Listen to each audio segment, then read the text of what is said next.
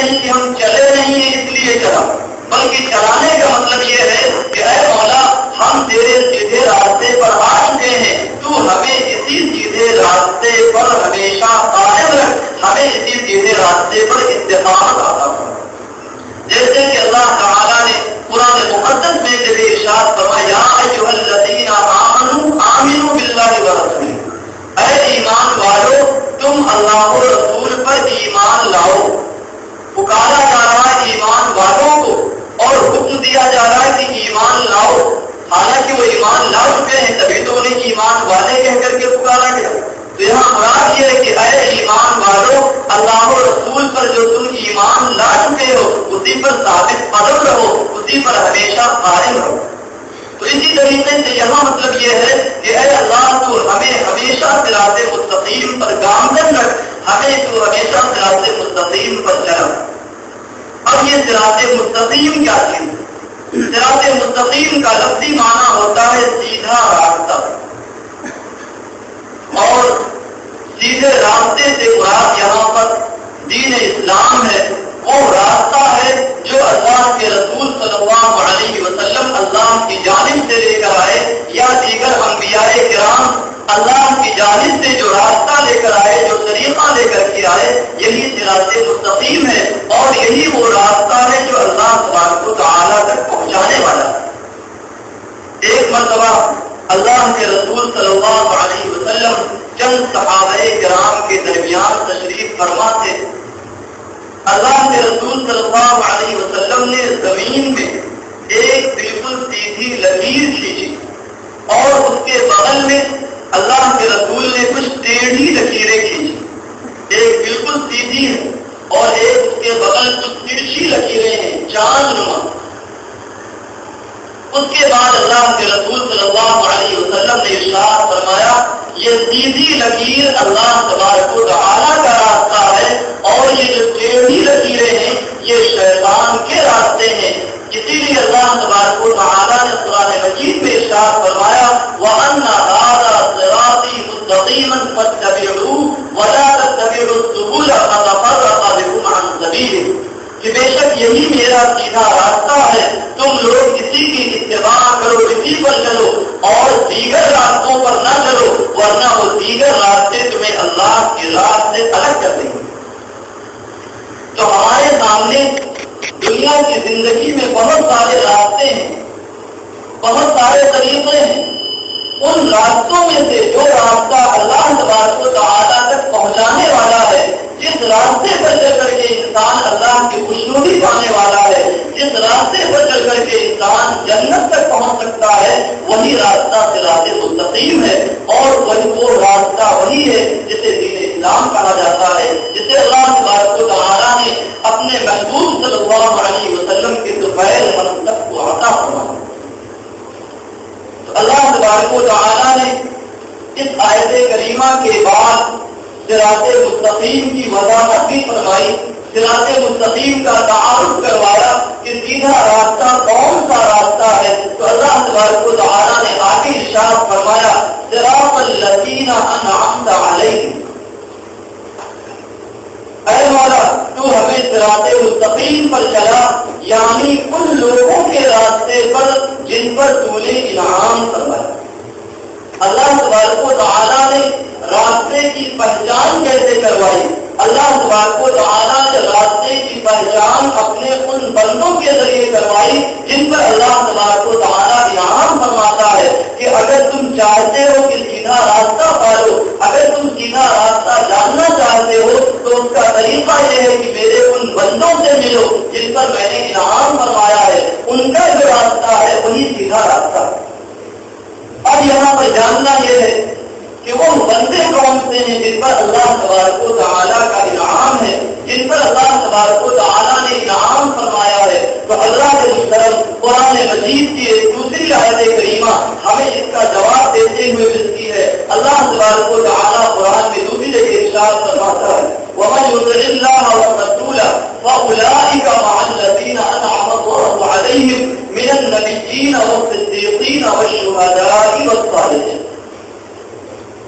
کہ جو لوگ اللہ و رسول کی اطاعت و فرما برداری کریں گے، قیامت کے دن ان کا حشر ان لوگوں کے ساتھ ہوگا جن پر اللہ نے انعام فرمایا. اللہ اور رسول کے اطاعت کا صلہ کتنا عظیم ہے، اللہ اور رسول کی فرما برداری کا بدلہ کتنا اچھا ہے کہ دنیا میں اگر آپ اللہ اور رسول کے اطاعت میں لگے رہیں گے تو قیامت کے دن اللہ تبارک و تعالیٰ آپ کا حشر اپنے ان بندوں کے ساتھ فرمائے گا جن پر اللہ نے خصوصی انعام فرمایا ہے، اور ان خصوصی انعام پانے والوں کی فہرست آگے بیان فرمائی، من النبیین والصدیقین والشہداء والصالحین، کہ اللہ کے انعام یافتہ بندے انبیاء کرام ہیں، صدیقین ہیں، شہداء ہیں اور صالحین. یہاں پر 4 طبقے کا ذکر کیا گیا، 4 جماعتوں کا ذکر کیا گیا. پہلے نمبر پر انبیاء کرام کا ذکر کیا گیا جو تمام مخلوق میں سب سے افضل و اعلیٰ مرتبے والے ہیں، جنہیں اللہ تبارک و تعالیٰ نے راستہ دے کر کے بھیجا ہے کہ وہ مخلوق کو اللہ کا راستہ عطا کرے. تو حضرات محترم، پہلی جماعت انبیاء کرام کی ہے، وہ جو راستہ لے کر کے آئے وہی راستہ صراط مستقیم ہے. وہ صدیقین اور دوسری جماعت صدیقین کی ہے، ہمیشہ سچ بولنے والوں کی ہے، جن صدیقین میں سر فہرست حضرت سیدنا ابوبکر صدیق رضی اللہ تعالی عنہ کا نام آتا ہے، اور دیگر صحابہ کرام بھی صدیقین ہی میں شامل ہیں. اور بھی اللہ تبارک و تعالیٰ نے جن کو اس مقام پر فائز فرمایا وہ تمام صدیقین ہیں، اور ان کا راستہ بھی صراط مستقیم. اور تیسرا شہداء کرام کا طبقہ ہے، جنہوں نے اللہ تبارک و تعالیٰ کے راستے پر گامزن رہتے ہوئے اپنی جان تک کو قربان کر دیا، اپنی جانوں کو اللہ تبارک و تعالیٰ کے لیے وقف کر دیا. عزیزان محترم، انہوں نے جس راستے کی حفاظت کے لیے اپنی جان کی بازی لگائی ہے، یقیناً وہی راستہ صراط مستقیم ہے. اور آخر میں اللہ تبارک و تعالیٰ نے والصالحین فرما کر کے اپنے تمام نیک بندوں کو شامل فرما دیا، چاہے وہ نبی کریم صلی اللہ علیہ وسلم سے پہلے کے ہوں یا آپ کے زمانے کے ہوں یا آپ کے بعد قیامت تک آنے والے جتنے بھی نیکوکار بندے ہیں وہ تمام صالحین میں شامل ہیں، اور ان تمام نیک لوگوں کا راستہ بھی صراط مستقیم.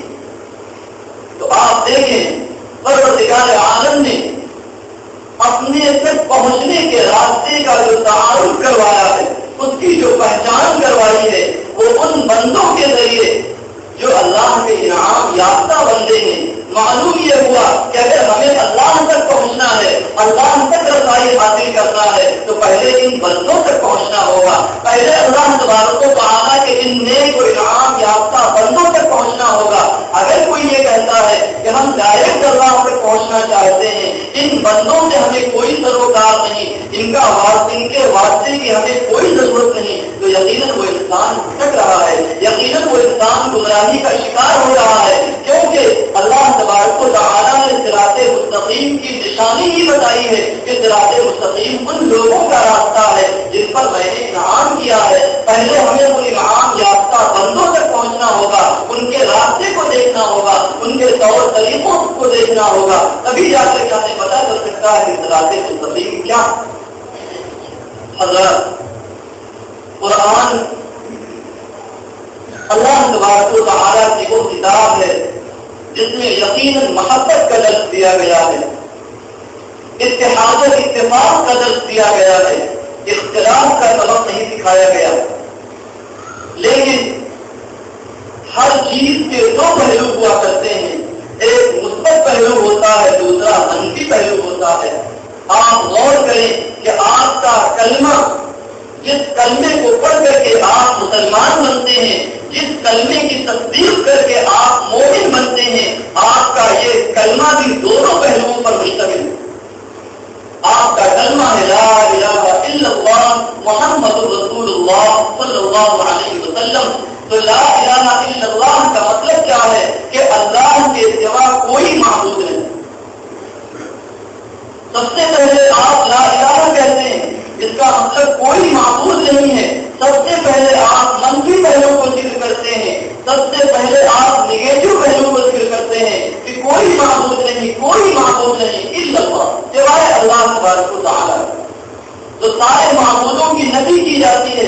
ہم کسی کو معبود نہیں مانتے، چاہے وہ پیڑ ہو، چاہے پودے ہو، چاہے درخت ہو، چاہے سورج ہو، چاہے چاند ہو، چاہے دریا ہو، چاہے پانی ہو، چاہے تراشے ہوئے بت ہو، یہ سب الہ نہیں ہو سکتے. سب سے پہلے آپ تمام معبودان باطل کی آپ نفی کرتے ہیں اور اس کے بعد معبود برحق کا اقرار کرتے ہیں الا اللہ، کہ اللہ کے سوا کوئی معبود نہیں. تو قرآن مجید میں اللہ تبارک و تعالیٰ نے ہر مرحلے میں، ہر چیز میں پروردگار عالم نے دونوں پہلوؤں کو رکھا ہے. جہاں مثبت طریقے پر گفتگو کی جاتی ہے وہیں اس کا منفی پہلو بھی بیان کر دیا جاتا ہے. اس لیے کہ یہ قانون ہے تو رب الاشیاء بأسبابها کی چیزیں اپنی دن سے پہچانی جاتی ہیں. اگر دن ہی دن ہوتا تو رات کے قدر نہ جانی جاتی، اور اگر رات ہوتی دن نہ ہوتا تو ایسی صورت میں رات کے قدر معلوم نہ ہوتی. اسی لیے کسی نے کہا ہے گر ہما شب قدر بودے خود شب قدر بے قدر بودے.